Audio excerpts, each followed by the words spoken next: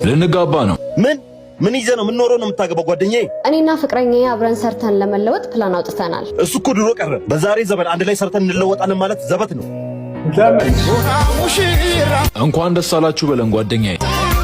ምን ተገኘ ጓደኛዬ? ልንጋባ ነው።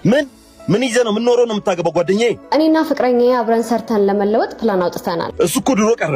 በዛሬ ዘመን አንድ ላይ ሰርተን እንለወጣለን ማለት ዘበት ነው። ዘበት አይደለም።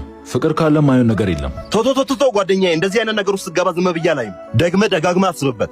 እንደምታስብልኝ እንደምትጨነቅልኝ አውቃለሁ ጓደኛዬ። ችግር የለውም። በደንብ አስቤበት የወሰንኩት ውሳኔ ነው። አብረን ከሰራን እሷም ጠንካራ እኔም ጠንካራ ከሆንኩኝ የማናልፈው ችግር አይኖርም። ደግሞ በጣም ስለምንፈቃቀር ችግሮቻችንን በጋራ ማለፍ አያቅተንም። ደግሞም አንተም አለክ ታግዘናለህ።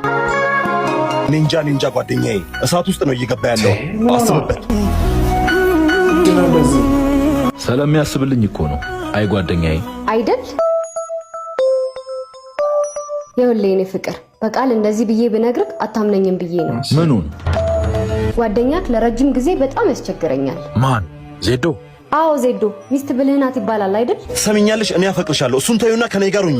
ስላፈቀርከኝ ብቻ እኔ አንተ መሆን አለብኝ? ትሰማለህ? ቁርጥህን እወቅ። ጓደኛህን በጣም ነው የማፈቅረው። መቼም ቢሆን አልከዳውም። ግን አንድ ነገር እወቂ፣ እኔ እያለሁ መቼም አትጋቡ። ይሄን ተግባራዊ እያደረክ ነው። ለዛ ነው በዚህ መንገድ እንድታየው ያደረኩ። አሁን ላንተ አስቦልክ አይመስልም?